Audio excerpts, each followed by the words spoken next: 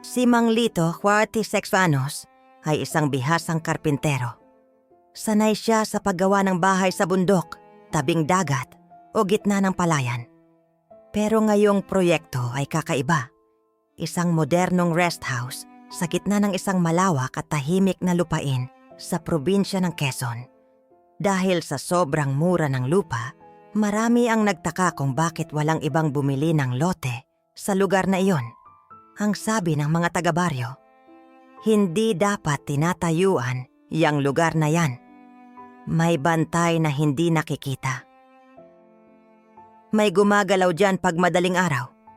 Pero hindi naniniwala si Mang Lito sa kwento ng engkanto. Hanggang magsimula ang trabaho. Sa unang linggo pa lang, may nawawala ng mga gamit. Martilyo, measuring tape, talim ng lagare. Minsan mismong posteng kahoy ang nawawala kahit nakatayo na ito noong hapon. Nagtanong si Lito sa mga kasama niya. Nakunan niyo ba ang mga gamit kagabi? Umiling silang lahat. Kinabukasan, mas malala. Nawawala ang mga gamit hindi sa gabi, kundi habang ginagamit nila ito. Iniwan niya ang martilyo sa ibabaw ng kahoy, tumalikod para kumuha ng pako, at nang bumalik siya, wala na ang martilyo. Walang tao sa paligid. Walang bakas ng pagkuha. Parang may kamay na hindi nila nakikita. Nagpasya siyang huwag pansinin, basta matapos lang ang bahay. Isang madaling araw dumating sila ng mas maaga kaysa dati. Nasa pagitan pa lamang ng dilim at liwanag habang may manipis na hamog sa lupa. Habang naglalakad si Lito papunta sa site, huminto siya bigla. May nakita siyang mga anino na gumagalaw sa mismong bahay na ginagawa nila. Hindi tao ang kilos. Mas mabilis, mas sabay-sabay. Parang gumagamit ng mga gamit na hindi nakikita. At ang kakaiba, kahit wala siyang naririnig, nakikita niyang gumagalaw ang mga poste, pati mga kahoy na nakasabit. May tao ba sa loob? Tanong niya sa sarili. Pero nang lumapit siya, walang kahit isang manggagawa sa loob. Sila pa lang ang dumarating. Umabot ang lamig sa batok niya. Habang tumatagal, mas nagiging malinaw ang kakaiba. Kapag papasikat ang araw, nakikita nila na may ilang parte ng bahay na kusang nagbabago posisyon. Mga pako na lumilitaw na nakabaon ng maayos, mga kahoy na nagbabago ng alignment, at minsan mga poste na tila may nag-ayos magdamag kahit walang tao. "Boss," sabi ng isang worker, "hindi ko na kaya to. May mga gumagalaw kapag hindi tayo tumitingin." "Anino lang siguro," sagot niya. Kahit alam niyang hindi iyon totoong paliwanag. Isang araw dumating ang isang matandang lalaki mula sa baryo. Tahimik ito at nakatingin lamang sa lupain. "Ano po ang kailangan nila?" tanong ni Lito. Sumagot ang matanda. "May gumagalaw dito dahil hindi nila gusto ang pinapatayo ninyo." "Engkanto po ibig niyong sabihin?" Umiling ang matanda. "Higit pa, hindi sila masama. Pero may dapat kayong sundin." "Ano pong dapat sundin?" "Bago kayo magtrabaho, magbigay kayo ng paalala na papasok kayo. At huwag niyong hahatiin ang lupa ng walang permiso." Hindi naniwala si Lito. Noong umalis ang matanda, tinawanan pa ng ilang trabahador ang sinabi nito.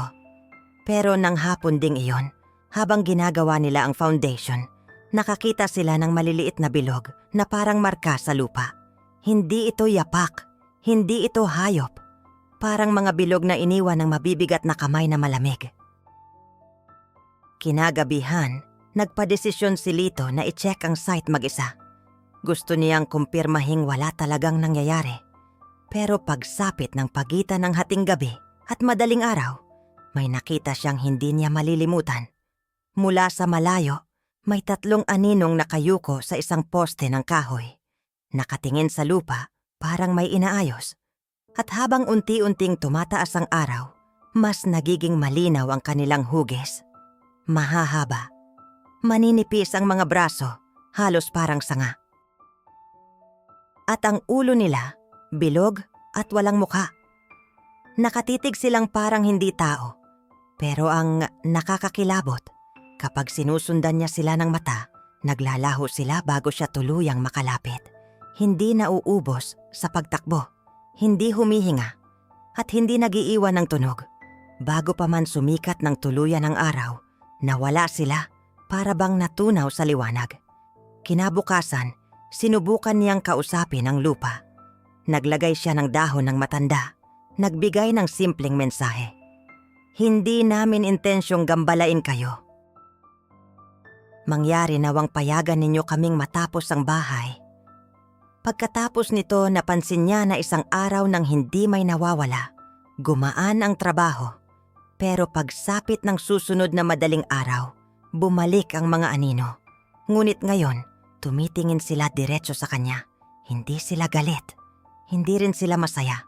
Para bang sinusukat nila kung pabor ba sila sa kanya o hindi. Lumapit ang isa sa kanila ng bahagya. At sa sandaling mas lumapit pa, may napansin si Lito. Sa lupa, sa mismong tapat ng anino, may lumitaw na isang bagay, isang martilyo, yung unang nawala. Kasunod nito, isa pang anino ang naglabas ng measuring tape. Unti-unting sumusulpot na parang hinahain sa kanya. At doon naintindihan ni Lito. Hindi sila nagnanakaw. Kinukuha nila ang gamit kapag hindi sila pinapayagang lumapit. Ngunit kapag naregaluhan sila ng respeto, ibinabalik nila ang lahat at minsan sila pa ang gumagawa. Nang matapos nila ang bahay, umalis ang mga anino. Unti-unti araw-araw na naglalaho. Hanggang isang araw wala na sila. Ang lupain ay nanatiling tahimik. Ngunit hindi na nakakatakot. At sa huling araw bago umalis, dumating ulit ang matandang lalaki. Tapos na sila.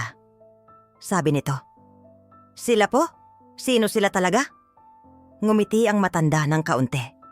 "Mga tagabantay ng lupain. Hindi sila halimaw, pero hindi rin sila tao." "Galit ba sila sa amin?" Umiling ang matanda. "Hindi sila galit. Basta sundin ninyo ang patakaran nila." "Ano pong patakaran? Tao o engkanto? Pareho lang may karapatan sa lupa. At kapag hindi ka humingi ng permiso," huminto ang matanda, tumingin sa bahay, at nagpatuloy. "May iba ang nagpapagawa imbes na ikaw."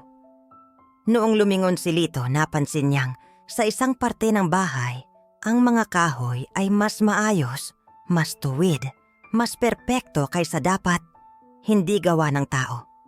Sinalubong siya ng isang mahinahong pakiramdam. Hindi sila nagtatayo ng bahay. Nagbabantay sila ng tahanang hindi kailanman matatapos.